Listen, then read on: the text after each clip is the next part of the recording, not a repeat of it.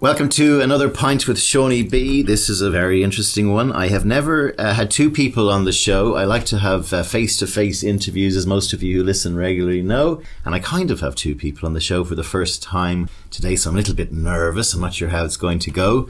I'm in my home city of Dublin, and I'm actually in my home in Cabinteely, which is in South County Dublin. And for the second time in a Pint with Seaniebee, there is a member of my family on the show today. It is my father, George Boyle. He is one of Ireland's foremost ventriloquists and has been for the last 50 or 60 years. And he has kindly contacted his old partner in crime by the name of Gerald. And Gerald and George are here today for your delectation. So welcome, George, first of all. Thank you very much, Sean. And welcome, Gerald. Thank you very much, Sean. What is all this about, George? You're on a podcast. A podcast? That's right. What's a podcast? Well, now, Gerald, it's sort of the internet. Go on. It is. So what? Well, you see, Gerald, for example, if you were down in Kerry, yeah, and if you were out in the mountains, yeah, where Star Wars was, where Star Wars were, yeah, or if you were up in Croagh-Patrick, yeah, and if you went around and you turned on your iPhone, you could listen to this program. I could not. You could so. I couldn't. Could I, Sean? Do you have an iPhone? No, I couldn't. That's why I couldn't hear it. Now you stay quiet for a while. I spoiled your joke there. Okay, you did. I'm sorry about that, Gerald. Oh, Lord, but yeah, no, it's a. What sort of a straightening is this guy? No, I'm sorry. Not to worry. It's a live show, you know. Yeah, ask a question. Anyway, go on. All right then. Here we go. Well, my father, as I said, has been practicing ventriloquist for how long? Oh, he's practicing still. 60 years nearly, aren't you? About 60 years. Where did you two meet? Well, I came along sort of later, because first of all, he was practicing with somebody else. Isn't that right? That's right. I used to make my own ventriloquist dummies because I couldn't afford to buy them. Oh, you poor fella. That's right. They were very expensive at the time. Yeah. And consequently, I made a few earlier iterations of Gerald out of papier-mâché, and I used those at school when I was performing for my school colleagues. Oh yeah, you were always making fun of the teachers, weren't you? That was one of the things we did, yes. So you were born in Dublin, yes. George. I'm going to talk to George first. He wanted to hear his mother. Can we wait until we get to your life before we talk about you and see how George came along first? I know when I'm not wanted. No, you're wanted. You're wanted. No. Gerald, this is the first time I've had two people on the podcast, and I'm a bit kind of shaky myself as a presenter. Yeah, it's very hard. I'll do the best I can for you.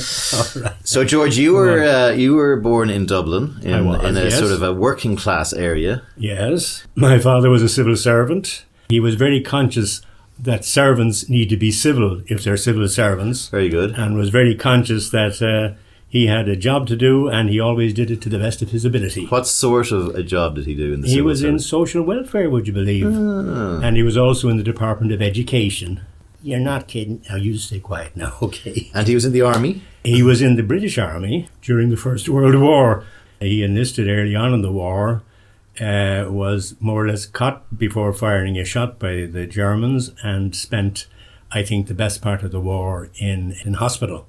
We don't really know what the story was because, like most young people, we always left it too late to ask our parents about what went on. Well, here I am. Here you were. Well, I can't tell you about my father. I hope it's not too late. I can tell you about me. Some of the things. One of the things that people listening to the show would probably find weird is that an Irish man would go fight for the British Army in the war, which started in 1914 at a time when we were probably as close as we'd ever come to getting rid of the British or fighting them out of our country. But a lot of Irish people had no jobs, and there's a reason behind quite a lot of the Irish that went. Well, again, as you know, there was a guy called Redmond who was recruiting people from Ireland to go over and fight for the small nations and make sure that they weren't overrun. To what extent that influenced his particular choice, I don't know. So you don't know how he got injured, but was he injured when he came back, or was he? No, he got pneumonia in hospital. I think he was in Mannheim. We had some pictures of him looking very gaunt in a hospital there. I know many times when I was out with him that he mentioned that if it weren't for the German doctors at the time, we wouldn't be sitting here today. So he was a prisoner of war. He was a prisoner of war, yes. And he came back, so this was well before you were around. Oh, he wasn't even a twinkle in the eye of the Lord at the time. But yes, he came back. First of all, I think he stayed in England and he worked with what was called the Crown Services over there, again in the civil service. And after the Irish situation developed, I think around 1922, the new government of the time wanted people to come back from abroad who had experience and who could run or help develop the civil service, and he came back at that time. So Ireland became its own country in 1922, leaving Northern Ireland as part of Great Britain, which it still is to this day. But from 1922, we had to set up a whole country from scratch, basically. So this is why they needed talent to come back and help found things. And then he met your mother. He met my mother Josephine. around 1927, I think, and got married, and he had 4 children. So what were your earliest memories growing up at that time in like 1930s, 40s Dublin? So it was another war. There was indeed. Soon after you arrived. I remember when I was 5, the bombing of North Strand. The blackouts were very much in evidence because we were always afraid, although we were neutral, the government was afraid that our lights would act as a beacon for bombers coming across to bomb Belfast or Northern Ireland. Then I remember walking with my father, presumably in the North Strand, and seeing houses in rubble. I have a graphic memory of a bedpost, an iron bedpost sticking out of the rubble with one of these golden knobs on top. Yeah. I vaguely remember this exchanging a few words with my father saying, "Have you seen Seoirse yourself?" and him explaining that he had been in the First World War and had his own memories. What those memories were, I don't You never remember. found out, yeah. No. Sadly, Too late. your We father... always leave it too late. Well, your father died when you were very young. He died when I was 16. Yes, he did. That was rather a traumatic event, I bet. to be sure. Yeah. You were... Then my mother had to fend for herself. The first major event happened in that the year following, 1952, 53, because the Abbey Theatre burnt down in 1951, I think it was. But the players who were famous throughout the world were kept together. They were repositioned into the Queen's Theatre. And every year they had an Irish pantomime on. I auditioned with my then partner. Who was that? Bartley. Oh yeah, Dartley, yes. I remember him, yes. Yeah. So a segue Bartley. there, because George's first puppet, a dummy, I'm not sure, is that technically He's allowed? calling me a dummy. Is Take my head off and hit him with it. Stop are we politically incorrect calling you a dummy, Gerald? Well, you can call me a dummy, you can call me a dummy. I don't care what you're calling me so long as it's not early in the morning. Okay? All right? Okay. All right, okay. So we'll use the word... Dummy will do fine. Dummy. Yeah, that's fine. Okay, I don't mind. Your first dummy was an old Shanachie called Bartley, right? That's right, yeah. He was with him in school. That's right. I used to do the show with Bartley. He was Santa Claus's assistant. No, he wasn't. Was he not? No, he was his assistant's assistant. Oh, that's right. He was assistant to the assistant. That's right. And she was gorgeous. Oh, boy, she was gorgeous. Yes, her name was Doreen Madden. And the Santa Claus was a fellow called Martin Dempsey, who left the civil service to become an actor, much to the amazement of everybody, because he left a pensionable job for the dicey career of a thespian. Did you say thespian? I did. Without moving your lips? No, I move my lips. You were able to say thespian as well. Thespian. It's a tricky word. Yeah, it's a tricky nice, word, yeah, Gerald, because yeah, you can yeah. often mix it up with another word. Oh, no. None of that. There are So children before we listening. just finish that Abbey story, how did you meet Bartley? Bartley I made down in Drumshambo. Your father's place. That's right. Drumshambo's in the west Drumshambo coast of in the west, Ireland. yeah. It was very expensive to buy plasticine in those days, you see. So there was a special product called daub out in the bogs, and you could make molds from this. So we made a mold of an old guy's face, put papier-mâché on top of that, and when it was all dried out, you scooped out the mold, and then you had the form for the face, and with that I made this old guy. Bartley Mac Conmara, I called him, okay? And he was my first... But how did you end up getting the inspiration to get into ventriloquism in the first place? Okay, well, I was coming home on a bus one day when I was 10, and there was a young lad on the bus who had just bought the Wizard comic. This had a story about a ventriloquist called the Wooden Sheriff of Skeeker Creek. This ventriloquist, who was very small, he was only 3 or 4 feet tall, was touring the West, and he was so small he was afraid to do it on his own. So he built this massive dummy, and he used to sit on the dummy's knee, and the dummy pretended he was the dummy. And so the whole series was how clever this young fella kept people confused so that they thought the sheriff was real and that he was just a dummy. But it caught my imagination, and I came home, and my brother happily was getting the Wizard every week, so I was reading these stories. I persecuted my father, who was a great... my mother and father both were interested in reading, and they'd come back with armfuls of books. So I said, look, any books on ventriloquism? So he found a couple of books on ventriloquism. I read them from cover to cover many times, found out the basic rudiments, and practiced and practiced. I was 10 when I started.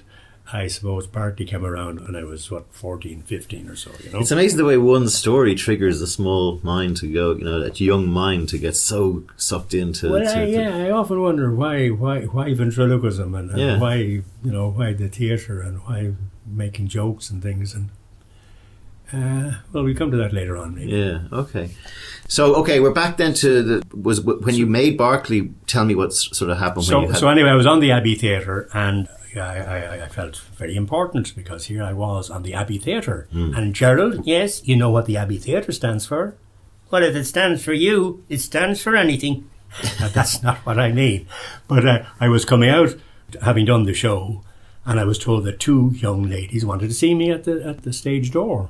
The elder of the 2, her name was Ita Hines, and happened to be a journalist. And she said, would I mind if she did a piece for me on the Sunday Independent? So... Right.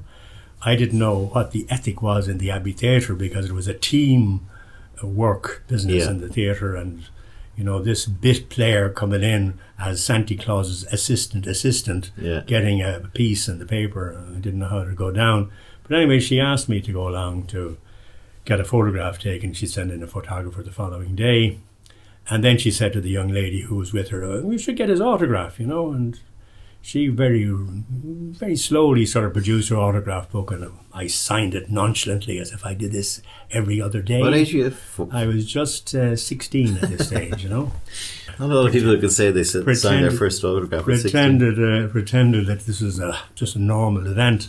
It transpired that a very good friend of mine, Pat O'Brien, whom you know, happened to be at the theatre that same night with this lady. And she told me that the young girl had gone round to get Ray McAnally's autograph, who was the star of the show, and wasn't at all pleased at getting this ventriloquist guy ahead of him. What was it like going home that night when you just... I mean, how long was the pantomime run? About 3 weeks? About 7 or 8 weeks. Right. Like every morning I'd cycle in on my bicycle to school, and the big billboard was on, Shatantag is a Cú Cullen and his dog, and I'd say, geez, I'm on that tonight, and come home, have my dinner, and cycle back into the theatre. When I'd done my piece of about 10 minutes or so, I hide myself home to the study, and only appeared on the grand finale on the last night, But it was a fantastic experience. 7 nights, you're forced to do the best you can each night.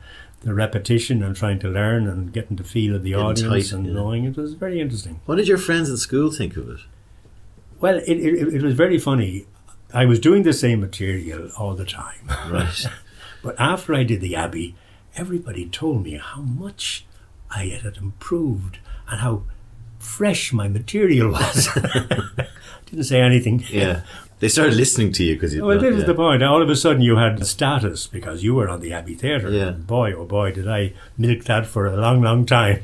Did any of the guys in school bully you or give out to think you were above your station? No, but you see, we had this concert every year in the Ozanam Hall, and all the kids would go along to it.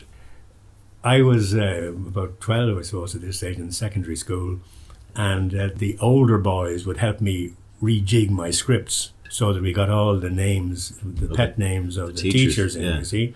So every time I mentioned Pinky, there'd be a big "Hey!" or Boxer, "Hey!" And I mean, I was the star of the show. However, the following day when I went in, I found that some people weren't quite amused. You found out why Boxer was called Boxer. And Boxer had me out of the blackboard explaining why the two sides of an isosceles triangle or whatever right angle triangle are equal to the whatever it is, you know. Oh, you've forgotten it already. There you go now. It's easy to forget. Whatever. Trigonometry. I feel this may have been partly the reason why I got a scholarship that year, because I figured I better know my stuff because I was a marked man. You were a marked man, yeah. And I got a scholarship, thanks be to God, in my intercert, and then I got a scholarship in my final year, which helped me going through my engineering degree. So it's worth pointing out that you were educated as Gaeilge, which means in the Irish language, right? That's right. And your first dummy, Barclay, was a Gaelic-speaking dummy. That's correct. And so explain the idea of who Barclay was in the Seaniebee story. Well, the point that hit me there was a very good friend of mine when I was 12 passed away at school. His name was Gabriel Commons. His mother used to send in tickets to concerts in the Francis Xavier Hall, many of them in Irish, and I'd go along to them. And I was struck by how sad the songs were and how little humour was in the various acts that were on these shows.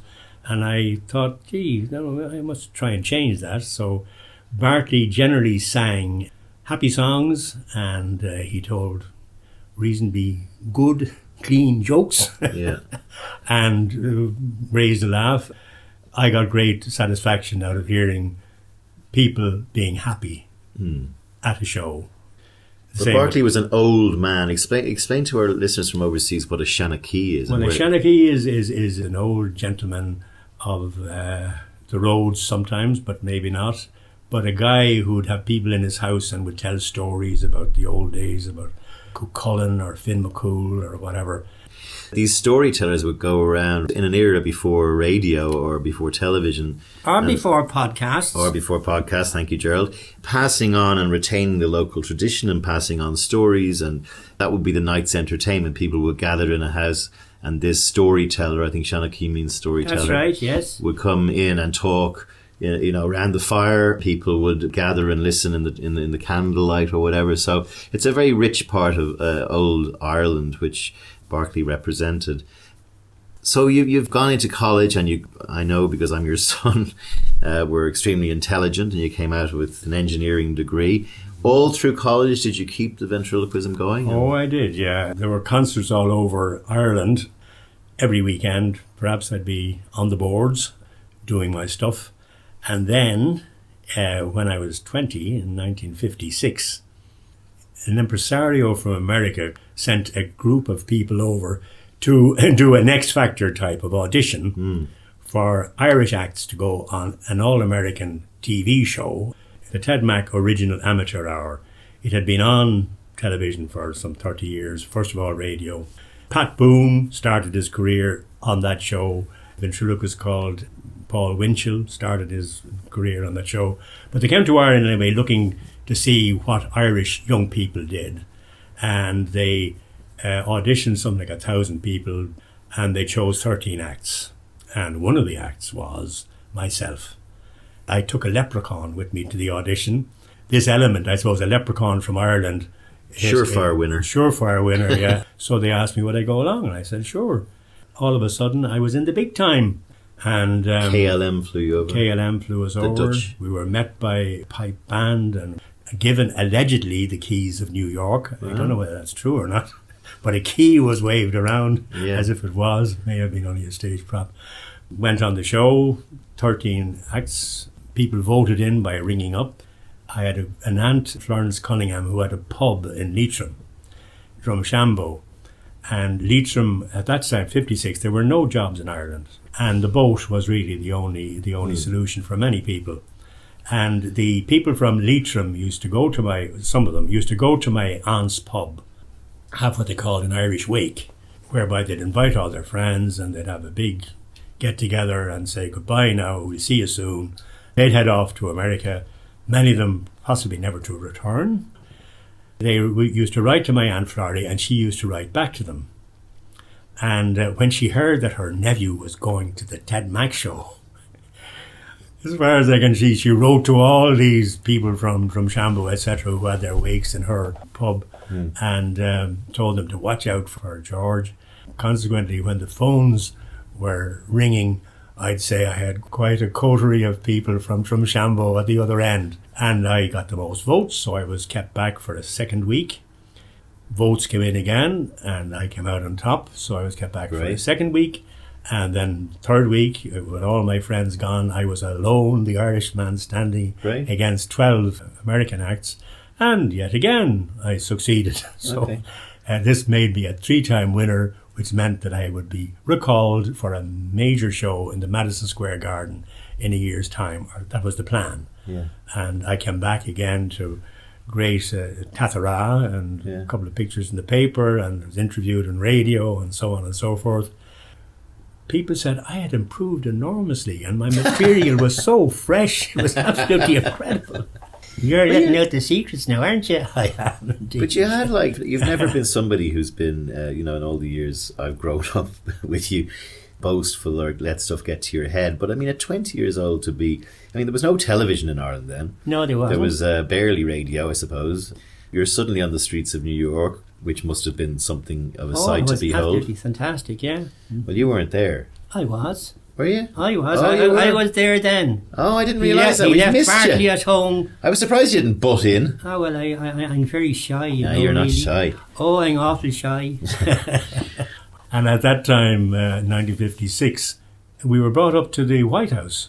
Outside of the White House, Ike was ill at the time, and Nixon was his running mate. And there was a big sign as we left our hotel in New York saying, "Stick with Ike and get stuck with Nixon." Which was actually quite prophetic. It was, yeah. Well, I mean, Ike was re-elected, although he was ill. And then subsequently, as you know, we got stuck with Nixon. And there was a young Irish senator, John F. Kennedy, waiting in the wings. Quite funny enough, a lot of the Americans weren't very pleased with John F. Kennedy because he was playing the racist card a bit. Yeah, well, sure, it was very. They racist. said, in other words, he wanted American to be for the Americans, whatever their colour, whatever their creed. Gerald, so we missed your back. Where are you from? Oh yes, well, how did you meet me? Oh yes, I know how you did. Well, actually, Gerald, you weren't there. Was I not? No, you weren't. I had done my research. There you are, you see. I had Gerald Mark 1. Oh dear me, here you go again. The other dummy that I'd made myself, because at that stage you wanted to create a character. That was all important. The famous ventriloquist at that time was a fellow called Edgar Bergen, with a dummy called Charlie McCarthy and Mortimer Snerd. And Mortimer Snerd was sort of a country bumpkin, but I had the schoolboy character. I think I'm wearing his jacket. You are wearing his jacket, yes. And his trousers. Not his trousers, no. Okay. But anyway, I took these two in case I had to do a second performance. So there was a lot of fuss over the first show, which was an all-Irish show, because the first act was a trio from Trinity College. They sang a song in Irish, but it was a translation of Rock Around the Clock. Nine o'clock, go o'clock, 3 o'clock, rock. 3 o'clock, card o'clock, go o'clock, rock. All the Irish were totally scandalised by the fact that people in Ireland were singing Rock Around the Clock. Yeah. And they weren't singing Macushla or whatever, But the next week I sang, I think it was a song from the green fields of Ireland. And the third time I sang... Thousands Are Sailing or something. Not Phil the Fluter's Ball, but anyway, one of those Irish songs. So I made sure that apart from the humour and the jokes and the ventriloquism, there was an Irish element too, which probably helped as well, So that's right. You came along later because I couldn't afford a guy like you. No, because you got moving eyes. That's right. And you got moving eyebrows. And you've got moving ears. And I can show me teeth like that, you see? Yeah. You can see that I brush me teeth. You see that? Yeah. And you can wag your ears. And you can wink. And so on. So there was a guy who was over from England. He was a ventriloquist, and he advertised that he had a doll for sale. I went along with a friend, and we purchased you. How much was he? Well, in actual fact, if you bought him from the store, he was 25 to 30 Irish pounds at the time. Wow, that's a lot. I got him for £7, which was my week's wages at the time. A week's wages, right? Yeah. So that would and I'd say today they cost about 2,000. Really? Me? That's right. Oh, I got it on my own. Okay, here I am. So had you made quite a bit of money then by the time you were like 20, or was it just for the love of the game, podcasting? No. To give you an idea, when RTE, when Irish television started in 1961, I was on the first show, which went out on New Year's Eve. I was then asked to do a show the following Saturday on a children's show, so I had 2 shows that first week, and then I more or less was asked to repeat, go back the following week on the kids' show, and then I eventually had my own show, 13 weeks at a time, and this went on and on. But say my fee at the time might have been €7, which was my week's wages at the time. Right. But the whole budget for the show was 20. It was €20. It was €20. Right. So the producer had to do all the sets and all the thing, and get the time and the whole lot together for the other 13 quid, right. So you were a big shot. Oh, I was a big shot. Yeah. Oh, he was famous all over Ireland, weren't you? I was. Yeah. Did anybody ask for your autograph? Now and then. Really? Yes. I remember I was out in a hospital out in Baldoyle. It was called the Little Willie Hospital. Right. We will move fast on. Yes, okay. Won't dwell on that. But while I was out there, when I was finished, these nurses ran up and they presented their arms to me, and I said, "What's all that about? Would you ever sign me arm, please?" Lovely. I did, but I hoped that they'd wash themselves before they. I think I saw I was in a hospital recently. I saw an old lady with a Seoirse wheel. How about that now? Oh, jeepers. Said she'd never wash it. She never washed it off. Oh, isn't that lovely? That's lovely. We talked about that you were on opening night on Irish television, but for years before that you were on radio. That's right. Which my American friends find hilarious, that there was things like Irish dancing on the radio and ventriloquism, which are 2 parts of the arts that are so reliant on seeing the visual representation of it. I find that a fascinating comment, because there's also horse racing on radio. Yeah. In fact, you have football on radio, and you have. So I know what you mean. There's a difference in that, because in horse racing, it's exactly the same image, and you just need to know which horse is in charge. And if there was someone in the background going, he moved his lips a little bit there when Gerald said something, okay. But like there's Irish dancing, all you can hear is the clatter of feet. The actual abilities of the ventriloquist and the Irish dancers comes into question. A football commentary, the guy can say, "Your man's having a terrible game," and he's hoofed that into the stands, right? Yeah. But I mean, to me, it's a lovely thing in this time when we're snowed by technology, that people were able to use their imaginations through a medium of radio, which at the time was the greatest thing. Because Edgar Bergen, who I mentioned earlier, made his fortune, and he really made a fortune on radio. And he started around 1933, I think. He was the top performer and the highest paid performer for about 10, 15 years. If you can create the character, and if people sort of see photographs maybe of the character, and they hear the voice, and there appears to be 2 people talking, then they sort of say, "My goodness me!" And they identify with another person being at the thing, and the lip movement. So what, So you were about 25. You opened Irish television. You were on Irish radio. You're still only in your mid-20s. I know you got an engineering degree, and you took a job at selling pumps and boilers to a burgeoning Irish semi-state facility. We had to set up electricity supply boards, and we had to set up railways, and we had to set up all this kind of stuff. You had a 9 to 5 that was very straight. Yeah. What was the family, brothers, sisters, friends' view of you? Like, were you odd, or were you, was it seen as kind of, he's a bit mad, like, but he's doing this straight thing, and at night you used to go into RTE on Friday and do your show, right? That's right. Yeah. You see, I think ventriloquism, from a business point of view, is very useful, because believe it or not, get your clients to say something that they didn't need to. No, sorry, it's a joke. That's one way of looking at it. But the point is, As a ventriloquist, you have to think for two people. You have to get the reaction that the guy is going to have to your comments. And I think it makes you more empathetic to people's feelings. You identify with the other guy's point of view. Yeah. So if I'm selling something, and In fact, you used to do that. that's right, if I was making a presentation, I'd sometimes put your man sitting on the couch and make a presentation to him, and then he'd tear strips off it at the end of it, saying, I didn't like this bit, didn't like that bit, didn't like the other That's bit, great. And this way you got a feeling for people, and I think it has been very helpful because, as somebody said, what is truth? Truth depends on where you're standing. Truth is it's a dark night, or truth is there is no light. Which is it? Both are true. There is no light. It is dark. But which is true? Can't both things in that case be true? Things can be true, yeah, and you have to accept that.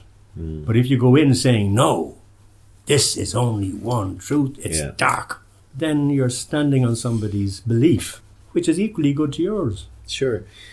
Ventriloquism, just while we're on the subject of ventriloquism, it's kind of been a dying art. There's always a couple of ventriloquists in the world. You and a guy called Eugene Lambert were probably the two preeminent ventriloquists in Ireland for 30 years together. That's right. He made a career of it with his whole family, puppet shows and all that kind of stuff. You stuck to the double jobbing kind of thing that you did through the 60s. So you had your own show in the 60s every Friday, and every Monday to Thursday and Friday you go into an office just down the road. I presume you're making more money in the ventriloquism, or were you making more money in the plan? I don't move, this is what they always say, I don't move just for money, okay? Right. For me, this is my hobby. Yeah. I enjoy it. I enjoy going out and being able to make people forget their worries, enjoy a show, have a laugh, maybe appreciate some of the art of ventriloquism and take a bow at the end. To me, that was satisfying. It also was very satisfying to be on a TV show. I mean, let's just do the math. Let's supposing you have 24,000 people listening to this podcast at the moment. That's 1,000 man days of 24 hours. That's 3,000 working days of 8 hours, 7 days a week. 3,000 working days every week are being spent listening to your show. In my case, I think you could add multiplied by 10. Yeah, zero. Because there was only one channel in Ireland. There was only one channel. Watched it. Agreed, yeah. There were more people watching my show in Cork than watching the news. That means there were two people watching the show in Cork. Isn't that right? Nothing of the sort. But there were about 250,000 people watching it. That to me was a challenge. I mean, I felt it's incumbent upon me to try and make sure that those 250 man years were being used beneficially. We had a show where we had young people who performed and danced and made recitations. I was the link person. Whitney, I haven't forgotten you. okay, don't. You might be out of the job if you do. Okay. And with Barclay and with my other puppets, we presented this show, and it was liked, and they people wrote in, and they put competitions and so on and so forth. But to me, it was a labour of love. I enjoyed it. In the same with the engineering point of view, I was a representative. I was trying to persuade people to buy things. The products that we were selling were hopefully as good and a lot better than other products that were around. Yeah. And my motto at the time was, until we make the sale, we represent our supplier.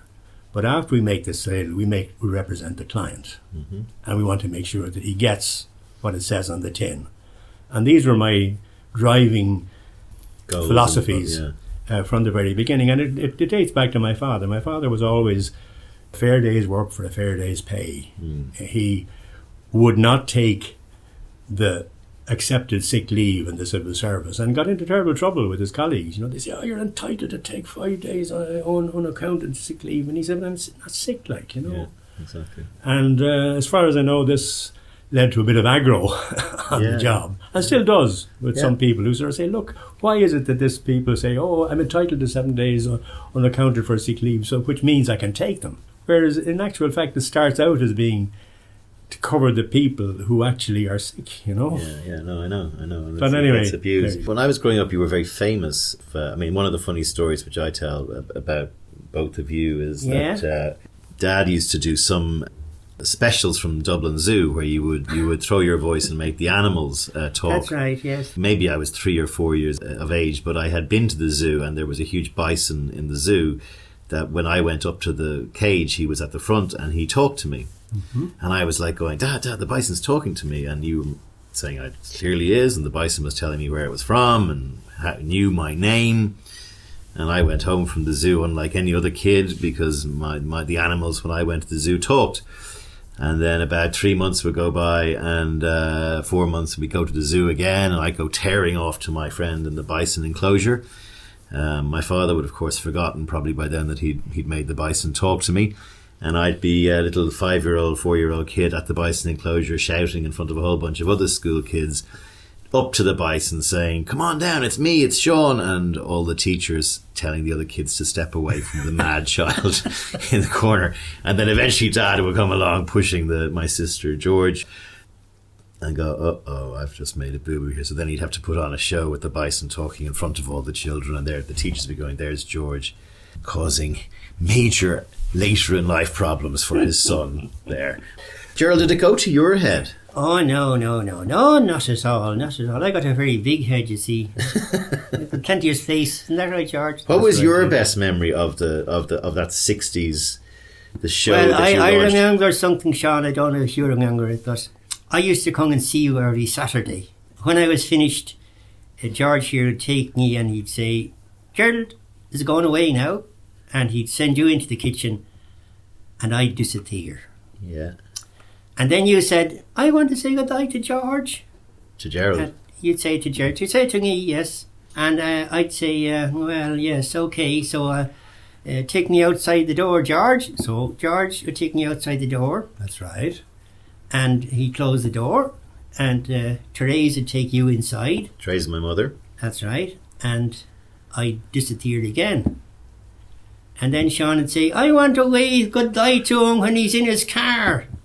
And George would take me out and put me sitting in the car, isn't that right? That's right, sir.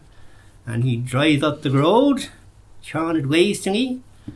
And all the neighbours would be looking at George going up the road in his car saying, my God, what's that for that? Yeah, looked a bit crazy. And then he'd stop halfway up the road and take you out. And then he'd turn back and come back and he'd take me up and he'd put me into a suitcase. And I remember I was in my suitcase with me eggs, me legs around me arms, me head. And all of a sudden you came in. That's right. And you said, hello, Gerald. And I didn't say anything. You didn't? And you rushed downstairs and you said, George, Therese, Gerald is upstairs with his legs around his head and he wouldn't talk to me. I said he was dead in a case upstairs. I know, it's terrible. Again, more trauma for me. Was that the end of it, was it? I can't remember. But I think that was the end of it. The question I wanted to know was, you mentioned earlier about it being your hobby. That's right. Did you always have that separation between church and state about your job? Oh, definitely, yeah. I mean, in no way would I like to have been a full-time vent talking to you, Gerald. I'm sorry. I know, George. Well, you're a full-time dummy, Gerald. Oh, I am, of course. Yes, that's true. I'm full-time. Yeah. I can talk to dummies, Sean, very well. That's why I'm talking to you. Stop. And there's still an awful lot of ventriloquists around at the moment. I mean, you're tending to be a bit dismissive. In America, you probably may or may not have heard, I think you saw him, Terry Fator. Yes. Who won X Factor. Yeah. Earning $10 million a year. In Vegas. There's Jeff Dunham, tours the world, earning, I'd say, $20 million a year with his various dummies. There's Jay Johnson, who's got a one-man show. He was in one of the sitcoms in America while he was growing up, and now he's grown up and he's full-time. And the Chuck Wood guy. David Strassman. And then I put a link to that little girl that you saw who blew your socks off. And she was absolutely terrific. Oh, yeah. And she learned it all in 2 years. And it took you about 10. God, say this and this. What were you at? There's this astonishing young, I think it was an X Factor or something as well. She was on America's Talent. America's Got Talent. And yeah. she's, I sent the link to Dad and Gerald, and they both looked at her and went, astonishing, didn't you? Oh, yes. I thought she was amazing. Absolutely. I want to know her phone number. Sorry. She's only 12. She'll grow up. She'll grow up. What age are and you, you'll Gerald? grow old. What age are you? I think I'm around 12 to 14. 12 to 14. Do you know Bart Simpson? No, I don't. No, Bart Simpson. He's about your age. Well, he's a cartoon character. Oh, yeah. I wouldn't mind those cartoon characters. It's not real, you know. No, actually. There's only a voice behind them. Crazy. So the other question I have for primarily George is the sort of Ireland that you've seen growing up from the 40s, 50s, 60s. What are the sort of observations that you give, looking back on where we've come and what do you feel is great and what do you think might not be so great? Gonga, George, gonga. What do you mean, goma? Grumpy old man alert. Grumpy old man alert. That's right. He always says that, when he's allowed to give a rant. Okay, rant away. Okay. Well, my recollection at school, going to tenements, the Vincent de Paul Society, maybe 12 people in 2 rooms, toilets out the back. Absolute terrible. And funny enough, my memory of them was that they were sort of happy, but, happy in squalor, which we don't like. Now you don't have that. We don't have that, which I think is absolutely fantastic. We are regarded now as a grown-up nation, but I think we are losing various aspects of our ethos as we grow. The caring element is now being replaced with the commercial. For example, when I grew up, when I went for a job, when I qualified, I was offered a job in Shell in Frawley in England. I think the salary was around £750 a year. This would be 1958. And I was also offered a job in University College Dublin at £300 a year. And I took the job in Dublin because I felt that I wanted to be here and to contribute and to give something back, as they say today. You must be very proud of me, who's just buggered off for 21 years. I'm joking. You are giving it to the world. You're giving it to the world in all shapes and sizes. Advertising, great. But you see, that's the difference between myself and you. That's a 20-year gap, shall we say, or 27-year gap. But I think in the last 27 years while you've been away, it has become even more commercially orientated. Whereas everybody is concerned, it's somebody else's problem to solve. And we talked about many of these problems before we started this podcast. There's a Jesuit who is a philosopher of sorts, or a spiritual character. He makes a number of things that if you want to change the world, you first of all have to change yourself. We can all give out about the other guy and what he isn't doing. And as somebody said, if you're pointing a finger at somebody, remember there are 3 fingers pointing back at you. And you have to ask, are you making your contribution? And I feel that we have made enormous strides. When I was starting out, there was about 400,000 people employed in Ireland. That was around 1958. And now there are 2 million people employed, a fantastic increase. That level of employment brings its own responsibilities to the individual as well as to the state. And the state can only function if the individual performs. And I'm sad a little bit that I feel that the individual is losing his sense of personal responsibility. That makes sense? That does make sense. Yeah, I mean, I think it's a big long speech anyway. They're all gone to sleep now. No, I would agree with that to a certain extent. I mean, I think we started the podcast talking about civil servants and the fact that we had to build a country, very quickly. And a huge part of your life was in the service of both cultural contribution to that through Gerald and yourself and Berkeley, and through the rolling up the sleeves and getting corporations tooled up And there's something very creative about what you did with your life, and I feel there's a lot of creativity gone missing a little bit in the country that we don't tend to apply. And we are known to be quite a creative people in terms of our writers and our musicians and our ventriloquists. Oh, very good. Yes, don't forget us. And so I just feel that there's there seems to be problems that seem to be, if people would just, as you would say, take responsibility, solvable, and we just don't seem to solve them. But I said to you, we talked about it before, about the STEM subjects. Yeah. Now, I chose engineering as a degree path because I was good at science, technology, engineering and math. Yeah. These were practical subjects. I mean, I remember consciously not doing history because I wanted to do chemistry. Yeah. But I think I might have been wrong, because I think the arts give you a reason for living, whereas the STEM subjects only give you the tools to live. And as somebody said recently, it should be STEAM subjects. Yeah. Science, technology, arts and maths. So that the soul goes back into the activities we do. Yeah. And that's, I think, is your point. The creativity or the soul has to be embedded again into these subjects. And we shouldn't allow ourselves to be directed only towards the implementation for monetary gain in the various activities.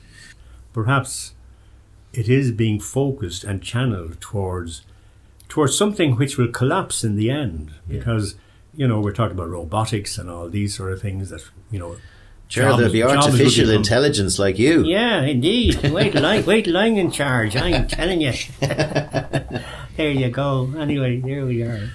So I do see different issues. I mean, I think you could, even despite all the crap it's going through right now, America is probably still the. I heard that. That's not a bad language. That's good. That is definitely not a bad language. You Right, can read that in the newspaper okay. today. I was told before I came on by my father that he didn't want to use any bad language. So those of you who are regular listeners. Well, I'm present and I'm just a young fella. Isn't that right, that George? was the reason Dad said that there's children present. But America is still, for all its flaws right now, probably the place where most patents are recorded every year, and it's still a creative country. I worry about the effect that Trump has. Australia, I feel, in government is far more creative than we are. We have an unfortunate history that got uncovered in the 80s of backhanders and dodgy politicians and corruption, which is not unique to Ireland by any means, which we've tried to get rid of. But we still have the talky fest and the lack of action and the lack of anything, and a revolving door of ministerial appointments where nothing really gets done. And that's very frustrating.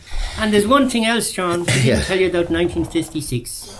The most important thing that happened to him in 1956. Go on, Seoirse. All right. Well, I was on a concert in the Gresham Hotel, and there was a group of harpists on. They were very good. I was compere on the show. And while I was there, this young lady in her school uniform comes up to me and says she'd lost the key to her harp. And I said, oh, well, I must help you look for the key to your harp. So we both went round to the stage, backstage and round, and eventually went to the porter, and eventually we found the key to her harp. And that young lady, 11 years later, turned out to be my wife. Yes. So now. The aforementioned Therese. The aforementioned Therese. Who thought we would use the word aforementioned? There you go. I must say that she has been very patient. Oh, she has to be with you, that's for sure. She's been very patient and loving and raised a fantastic family. There you go. You can't disagree with that, Sean. My last and funny stories of both of you was when I was working in Ireland in the advertising business, probably around 1990.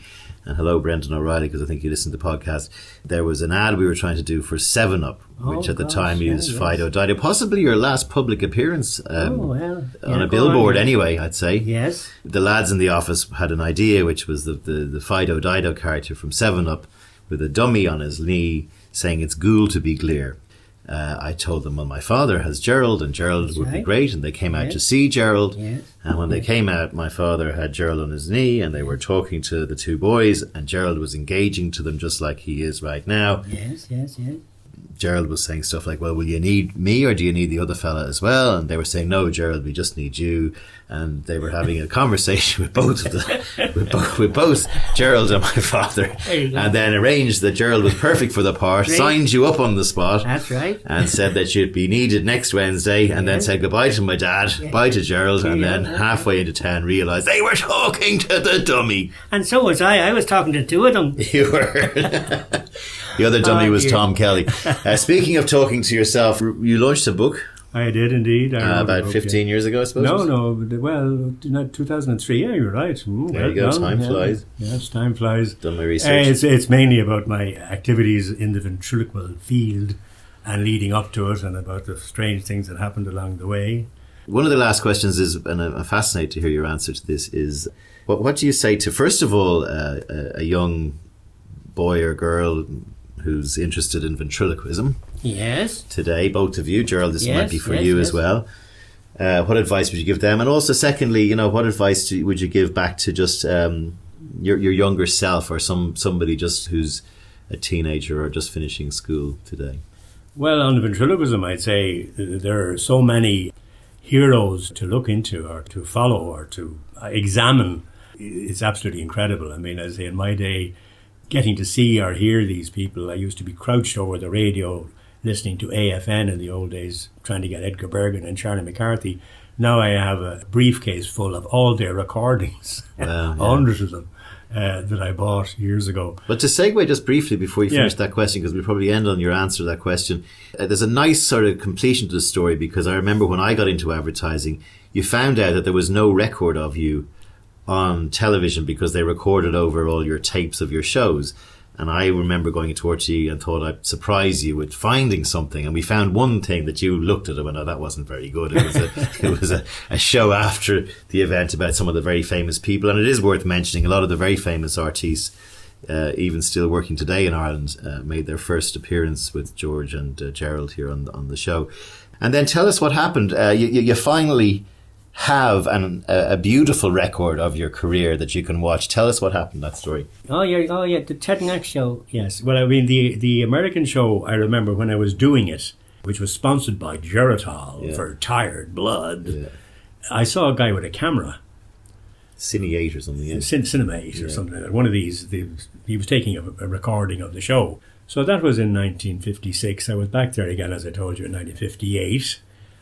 And then about 10 or 15 years later, I started trying to see if I could find, is there any record of the show, you see? So couldn't find anything. There had been a two-year gap between my return and when I was on, because Geritol also sponsored a quiz show called 21. And there was a big scandal about that show because they found that the contestants were getting the answers before they went on. This is the Charles Van Doren or whatever, there's a movie made of it. There is a movie made of it, I think it's called Quiz Show, the movie. Yes, the Quiz Show movie, great finds. There was a terrible scandal, and Geritol pulled immediately their sponsorship from the Quiz Show, but they also happened to be sponsors for the Ted Mack show, so that got pulled. So I kept getting letters saying, we won't be needing you in September at the moment because some things have to be ironed out, like. Now, at this time, it was great because I was dying with pneumonia and Asian flu at this time. And I nearly turned my toes up, as they say. Anyway, at the end of the year, I recovered and was able to go back in 58 to participate in the show. To cut a long story short, I hit on an internet connection. I got in touch with this guy down in San Francisco. And I said, look, what's this about the Ted Mack show? He says, oh yeah, I have inherited all the tapes. And I said, well, would you by any chance have the 1956?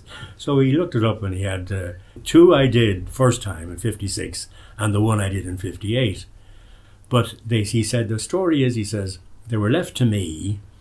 And in the old days, the Americans had a bunker in the Blue Ridge Mountains of Virginia. That is also very fond Laurel and Hardy fan. Exactly. And they had this big bunker where the great and the good would be whisked off to in the event of a nuclear attack. Now, this is 1956-58 when the Cold War was at its highest.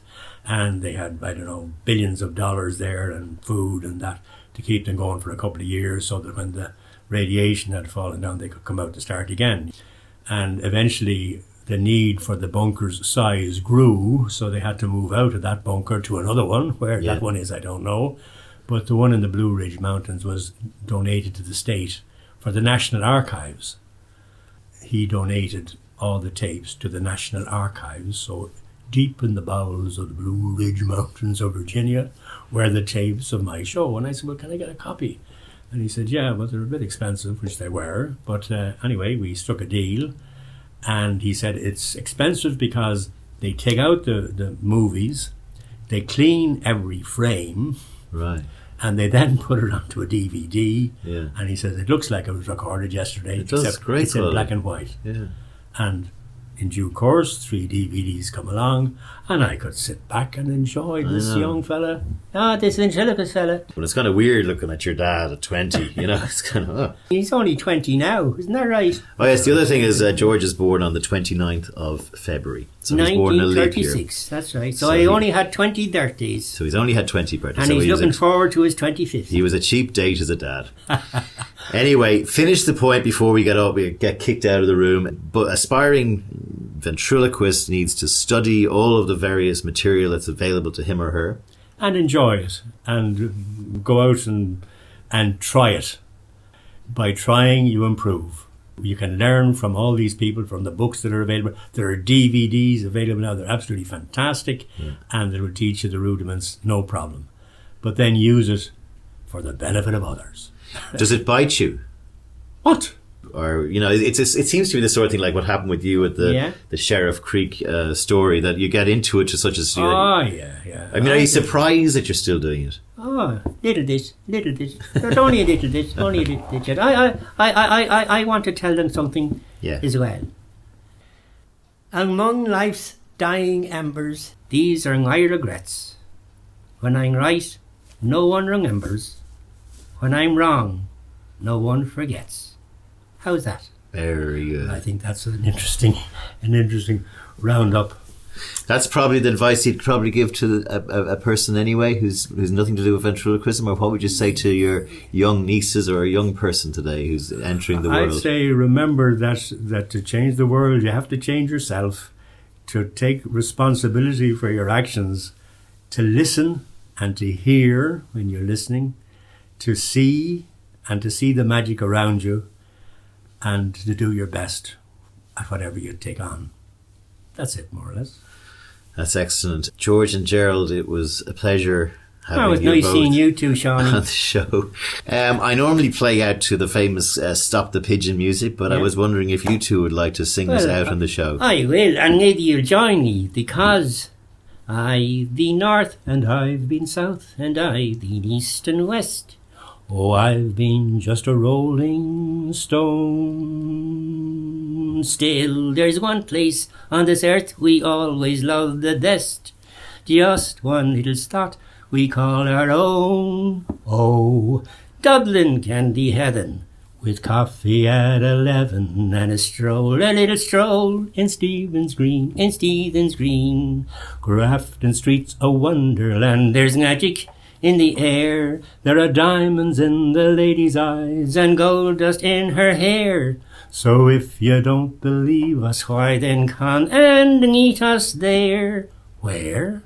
In Dublin on a sunny summer morning. Thank you, Sean. Thank you very much. That was Gerald and Thank you. Seoirse on Thank Pint you. with Seaniebee. I'll catch you all next time. thanks a lot. Bye, Gerald. Bye now. Be seeing you again sometime.